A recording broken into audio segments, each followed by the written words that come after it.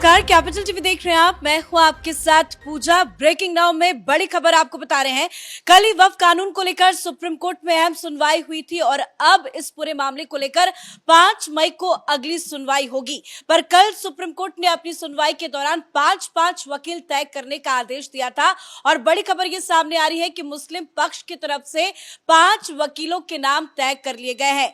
अब कपिल सिब्बल, अभिषेक मनु सिंघवी, सलमान खुर्शीद, राजीव धवन जैसे वकील बैठकर रणनीति बना रहे हैं कि सुप्रीम कोर्ट में क्या दलीलें दी जाए।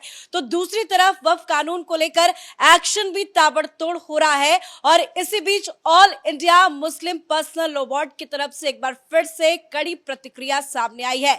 सुप्रीम कोर्ट के फैसले के बाद all India Muslim personal law board अपने विरोध प्रदर्शन को लेकर अभी भी तल्ख टिप्पणियां कर रहा है। उनका फिर से कहना है कि वो पूरे देश भर में विरोध प्रदर्शन करेंगे और जब तक इस कानून को निरस्त नहीं कर दिया जाता वो चुप नहीं बैठेंगे। तो वक्फ कानून से जुड़ी तमाम बड़ी अपडेट आपको बताएंगे। मेरे साथ जुड़े हुए हैं कैपिटल टीवी के editor in chief doctor Manish Kumar. क्या कुछ बड़ी अपडेट है? 5 वकीलों के नाम तय कर लिए गए हैं। फिलहाल क्या रणनीति बना रहा है मुस्लिम पक्ष? देखिए, इस वक्त की जो बड़ी खबर ये आ रही है कि मुस्लिम पर्सनल लॉ बोर्ड ने ये ऐलान किया है कि जो कुछ भी दिल्ली के अंदर ताल कटोरा हो, हैदराबाद के अंदर हो, देश भर में वो जो कोई जुलाई 10 तारीख तक का जो उन्होंने कैलेंडर बनाया था वो जारी रहेगा। जब पूछा गया कि भाई सुप्रीम कोर्ट में मामला चल रहा है, बोला सुप्रीम कोर्ट से तो हमें कोई मिली ही नहीं जो चीज हम चाह रहे थे। हम लोगों ने स्टे की मांग की थी, वो कानून के ऊपर तो स्टे दिया नहीं गया। मुस्लिम पर्सनल लॉ बोर्ड, ओवैसी, तमाम मुस्लिम संगठन वो निराश हैं और सेकुलर हिंदू पत्रकार पता नहीं क्यों फुदक रहे हैं, जीत गए जीत गए जीत गए। अजीब कहानी है इस देश के अंदर में कि भाई जो लोग चुनाव जो कोर्ट के अंदर लड़ रहा है उसके सिर पे पसीने आ रहे हैं और ये जो बारात बन करके ये रवीश कुमार अंजुम टाइप के लोग ये नाच रहे हैं कि भाई जीत गए जीत गए। अब 2-3 बातें, अगर आपको राहत मिल गई होती तो आप धरना प्रदर्शन नहीं करते। धरना प्रदर्शन करने का मतलब ये है कि आप अभी कुछ और देश में हिंसा और भड़काऊ काम करने की योजना पे चालू है। और इस बीच अभी अभी खबर आई है कि कर्नाटक हाईकोर्ट ने कर्नाटक की कांग्रेस सरकार को फटकार लगाई है। और फटकार किसने लगाई है? क्योंकि वहां कर्नाटक के अंदर ये मुस्लिम संगठनों को वहां की सरकार ने कहा कि सड़क पे आ जाओ, तुम्हें परमिशन देते हैं। तो एक व्यक्ति चला गया कोर्ट और उन्होंने कहा कि भाई जब मामला सुप्रीम कोर्ट के अंदर है तो फिर इस तरह का धरना प्रदर्शन करने की क्या आवश्यकता है। और ये बात सुप्रीम कोर्ट को भी ये समझना पड़ेगा कि आप तो कोर्ट के अंदर ये कह रहे थे कि बड़ा चिंताजनक स्थिति है।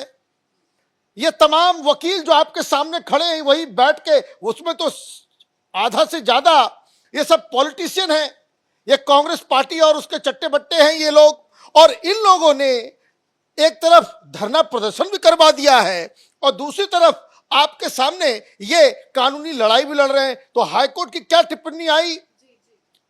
न्यायमूर्ति एम नाग प्रसन्ना उन्होंने सुनवाई की और उन्होंने साफ साफ कहा कि जब किसी मुद्दे पर देश की सर्वोच्च अदालत विचार कर रही है तो उस पर इस तरह का सार्वजनिक प्रदर्शन करना अनुचित है। राज्य सरकार को यह ध्यान में रखना चाहिए कि वक्फ अधिनियम में संशोधन से संबंधित मामला वर्तमान में सुप्रीम कोर्ट के विचाराधीन है। ऐसे में इस प्रकार के प्रदर्शन को अनुमति नहीं दी जा सकती। आप एक तरफ संविधान लेकर के घूमते हो, दूसरी तरफ संविधान द्वारा जो नियम है उसके तहत संसद से कोई कानून पास होता है उसका आप विरोध करते हो, सुप्रीम कोर्ट भी जा रहे हो और यहां पे हत्याएं भी करवा रहे हो बंगाल के अंदर में। तो ये सारी चीजें तो एक साथ चलेगी नहीं। तो कोर्ट ने सख्त टिप्पणी करते हुए जस्टिस नाग प्रसन्ना ने क्या कहा कि हम देखते हैं कि कैसे ये लोग करते हैं। अगर अनुमति नहीं है तो कर्नाटक के अंदर कोई प्रदर्शन भी नहीं होगा। ये क्या है? ये कॉमन सेंस की बात है।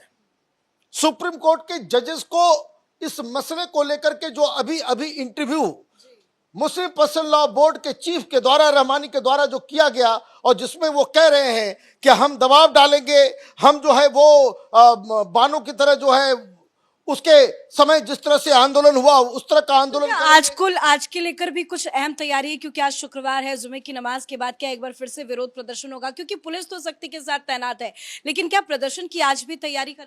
देखिए, यही तो यूपी में नहीं होगा, मध्य प्रदेश में नहीं होगा, असम के अंदर नहीं होगा, लेकिन जहां जहां बीजेपी की सरकार नहीं है वहां ये छूट दी जाएगी कि आप यहां पे भगदड़ करो, ये करो। अभी तो जुमे की नमाज के बाद खबर आएगी कि कहां कहां इन लोगों ने हिंसा की, क्योंकि अगर ये जो नाच रहे थे कल से जीत गए सरकार को झटका लग गया, तो उन लोगों को भी ये समझना चाहिए कि अगर जीत गए तो घर में जाकर के बैठो, तो आज सेलिब्रेट करना। लेकिन क्या ये बात all India Muslim personal law board को नहीं समझ में आ रहा है कि पश्चिम बंगाल में स्थिति इतनी खराब है, हिंसा हो रही है विरोध प्रदर्शन के नाम पर, फिर भी ये कह रहे हैं कि नहीं, हम लगातार विरोध प्रदर्शन करेंगे जब तक कानून निरस्त नहीं हो जाता? आपने बहुत ही अच्छा सवाल किया, क्योंकि ये all India Muslim personal law board का जो अध्यक्ष है वो अपने इंटरव्यू में क्या कह रहा है? इस बदतमीज आदमी को देखिए, ये कह रहा है कि नहीं नहीं, ये तो होता रहता है, कुंभ में भी लोगों की मौत हो गई, कुंभ में भी लोग मर गए, तो उसमें क्या करें?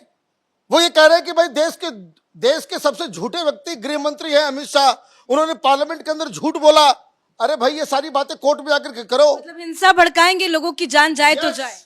हिंसा हम भड़काएंगे, आंदोलन हम करेंगे, सुप्रीम कोर्ट भाड़ में जाए, संसद भाड़ में जाए, उससे कोई फर्क नहीं पड़ता, हम अपनी मनमानी करेंगे। ये all India Muslim personal law board की तरफ से कहा गया है। लेकिन मैं आपको एक बात और बता दूं कि इनके बोलने से, इनके चहकने से कोई फर्क नहीं पड़ता। योगी आदित्यनाथ का डंडा चालू हो गया। दो जगह, एक जगह तो 58 एकड़ जमीन है कौसंबी में, उस पर कार्रवाई शुरू हो गई। बरेली के अंदर एक गड़बड़ी पाई गई है, उसके ऊपर भी कार्रवाई, क्योंकि स्टे दो चीज में लगी हुई है। मामला देखिए, ये लोग कोर्ट गए थे 15-16 लिस्ट लेकर के कि ये भी चाहिए, ये भी चाहिए, ये भी चाहिए, ये भी चाहिए। कोर्ट ने क्या किया? कोर्ट ने कोई आदेश पास नहीं किया। कोर्ट का जो कल का आदेश है वो सरकार के तरफ से दिया गया एक एश्योरेंस है कि चलो भाई, हम अपॉइंटमेंट नहीं करेंगे, चलो भाई, हम ये काम नहीं करेंगे। जो ऑलरेडी नोटिफाइड है, रजिस्टर्ड वक्फ प्रॉपर्टी है, उसको डी नोटिफाई नहीं करेंगे। लेकिन जो डी नोटिफाई नहीं किया, जो नोटिफाई नहीं किया हुआ है, जिसका कोई माए बाप नहीं है, जिसका कोई कागज नहीं है, कोई रजिस्टर्ड नहीं है, और जिसको वक्फ बोर्ड बस ऐसे यूं ही कह चुका है कि ये वक्फ की जमीन है, उसके ऊपर तो कार्रवाई होगी। ये तो कोर्ट उसको रोक नहीं रहा है। रोक सिर्फ दो पे लगी हुई है कि अगले 7 दिनों तक के लिए कि जो ऑलरेडी नोटिफाइड चीजें हैं उसके ऊपर कार्रवाई नहीं होगी, और जो अपॉइंटमेंट है वो नहीं होगा। तो ये तो एश्योरेंस सरकार की तरफ से दी गई थी, और इसीलिए ये पूरा तमाशा हो रहा है। एक और खबर आ रही है, एक एजेंसी चली गई एएसआई के पास कि भाई, आपके पास जो है वैसी जगह है जो 256 इस तरह की जगह हैं जिसके ऊपर वक्फ का कब्जा है, जो आपके वो एंशिएंट मॉन्यूमेंट में गिनती होती है। तो एएसआई की तरफ से कहा गया कि हम जल्द जो है वो अपने कब्जे में लेंगे। तो कार्यक्रम तो चालू हो गया, ये लोग धरना प्रदर्शन करते रह जाएंगे, इनसे कुछ होने वाला नहीं है, क्योंकि कानून बाकायदा प्रॉपर प्रोसीजर के साथ, सुप्रीम कोर्ट ने क्या कहा कि बहुत अच्छी चीजें हैं इसके अंदर, इसलिए हम इसको जो है हम पूरी तरीके से उसको निरस्त नहीं कर सकते। हमने ये नहीं किया, हमने वो नहीं किया। हम सुप्रीम कोर्ट खुद इस चीज को बाकायदा, जहां कहीं पे देखिए, ये कानून लाया गया किस लिए, वो पर्पस समझ लीजिए कि ये जो जहां तहां ये कुकुरमुत्ते की तरह दरगाह उग जा रहे थे, हाईवे बना नहीं कि बगल में एक दरगाह आ जा रहा था, बोलते रहे थे कि भाई वक्फ की जमीन है, कोई पुरानी जमीन है, मंदिर है, कोई पहाड़ है, जहां 1300 साल पुराना मंदिर है, उसको कह देते थे कि ये वक्फ की जमीन है। अब उसके बाद ये कह रहे हैं कि भाई, अब इतने पुराने संपत्ति का हम कागज कहां से लाएं? अच्छा, सबूत मांग रहे थे राम मंदिर का, यही कपिल सिब्बल आपने जो सवाल किया, बताइए ये किस तरह के लोग हैं, और क्यों इस तरह के केसेस में ही जो देश के खिलाफ, हिंदू के खिलाफ और राष्ट्रीय एकता के खिलाफ, देश की यूनिटी के खिलाफ जो केसेस होते हैं, उसमें ये कपिल सिब्बल पहुंच जाता है। ये जो 5 वकील जो किए गए हैं वो कपिल सिब्बल, सलमान खुर्शीद, ये मनु सिंघवी, ये सब कौन है? राजीव धवन, ये सब कौन है?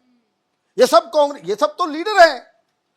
दिक्कत क्या है कि ये लोग वहां जाकर के कुछ और बातें कर रहे हैं और अंदर ही अंदर इस देश के अंदर वो हिंसा भड़काने का काम, यही लोग थे ना जो सीए के दौरान जो है तमाशा कर रहे थे कि मुसलमानों की नागरिकता चली जाएगी तो ये हो जाएगा तो वो हो जाए। कुछ हुआ क्या? ये बिल लाया गया इसलिए क्योंकि ये जो वक्फ बोर्ड की जो मनमानी है उस पर लगाम लगे। वो लगाम लग गया। सुप्रीम कोर्ट ने कह दिया बस दो ही मसला है मेरे सामने अब, और बाकी चीजों के ऊपर वो कानून जो है वो वैलिड चलेगा। तो मनमानी जो वक्फ बोर्ड की थी कि जो जहीं कहीं वो हाथ रख दें, वो वक्फ कह दें और कोई कोर्ट नहीं जा सकता, कोई डीएम का कोई रोल नहीं था, ये सारी चीजें सरकार करने में कामयाब हुई है। और इसलिए एक तस्वीर जरूर देखनी चाहिए कि जब ये सारा चीज हो गया तो कल बोहरा कमेटी के समुदाय की तरफ से लोग प्रधानमंत्री से जाकर के मिले और प्रधानमंत्री को धन्यवाद कह रहे हैं कि कम से कम ये हम लोग तो मुस्लिम हैं, बोहरा मुसलमान हैं, ये सुन्नी लोग, ये शिया लोग हमें तो कहीं जगह नहीं दिया। इसका वीडियो भी है मेरे पास, जरा वो वीडियो भी अपने दर्शकों को दिखाते हैं कि देखिए किस तरह से पीएम मोदी के आवास पर ही बोहरा समुदाय के लोगों ने मुलाकात की। पूरा प्रतिनिधिमंडल ने मुलाकात करते हुए पीएम मोदी का शुक्रिया अदा किया है। वो कानून को लेकर काफी खुश है और पीएम मोदी का धन्यवाद भी दे रहे हैं। कह रहे हैं पीएम मोदी आपने जो कर दिया वो किसी ने नहीं किया। पीएम मोदी ने हर एक लोगों से बातचीत भी की। बिल्कुल बिल्कुल, क्योंकि अहमदिया को, वोरा को और बहुत इस तरह के जो मसलक है इस्लाम में, उनको ये लोग तो मुसलमान मानते नहीं, ना उनको पर्सनल लॉ बोर्ड में रखते हैं, ना वक्फ बोर्ड में रखते, कहीं उनको जगह नहीं दी जाती है। तो ये कानून अपने आप में इंक्लूसिव का भी काम कर रहा है। तो मुझे लग रहा है कि ये जो गिदड़ भभकी मुस्लिम पर्सनल लॉ बोर्ड की तरफ से दी जा रही है, ये वही है कि आपके हाथ में अब कुछ बचा नहीं। सुप्रीम कोर्ट से भी आपको मुंह की खानी पड़ रही है और हर जगह जहां जहां बीजेपी की सरकार है वहां वहां एक्शन शुरू हो गया है। सर अपडेट के लिए तो कानून लागू होते हुए एक्शन भी ताबड़तोड़ हो रहा है। वक्फ संपत्ति पर ताबड़तोड़ एक्शन की कार्रवाई अलग अलग राज्यों में हो रही है। उत्तर प्रदेश में जबरदस्त एक्शन जारी है और जो ये एक्शन की कार्रवाई हो रही है उसी से कहीं ना कहीं विपक्ष जो है वो बौखलाया हुआ है। मुर्शिदाबाद हिंसा को लेकर विपक्षी पार्टियों की तरफ से कोई बयान नहीं आ रहा, लेकिन विरोध करने को लेकर, बयानबाजी करने को लेकर, सुप्रीम कोर्ट के फैसले को लेकर एक के बाद एक बड़े बड़े बयान सामने आ रहे हैं। अब all India Muslim personal law board की तरफ से ऐलान किया गया है कि वो पूरे देश भर में प्रदर्शन करेंगे। हालांकि वो बार बार यही ऐलान करते हैं, लेकिन कल एक बड़ा प्रदर्शन हैदराबाद में होना है जिसकी तैयारी चल रही है और ओवैसी ने भी कहा है कि हम अपना शक्ति जो है, शक्ति प्रदर्शन वो सड़क में दिखाएंगे। मुसलमान एकजुट है, लेकिन एक मुस्लिम समुदाय ऐसा भी है जो पीएम मोदी के साथ खड़ा है। तो दूसरी तरफ विपक्ष के तमाम बड़े बड़े नेता और विपक्षी नेता जो सुप्रीम कोर्ट के बड़े बड़े वकील भी है, जैसे अभिषेक मनु सिंघवी, कपिल सिब्बल, सलमान खुर्शीद, राजीव धवन, ये सब मिलके अब रणनीति बना रहे हैं क्योंकि इन 5 मुस्लिम पक्ष की तरफ से इन 5 वकीलों का नाम तय किया गया है। अब अगली सुनवाई सुप्रीम कोर्ट में 5 मई को होगी, तो देखना दिलचस्प होगा कि मुस्लिम पक्ष की तरफ से क्या बड़ा एक्शन प्लान तैयार किया जाता है। इस बड़ी खबर में मेरे साथ फिलहाल इतना ही। कैमरा पर्सन रवि के साथ मैं पूजा, कैपिटल टीवी।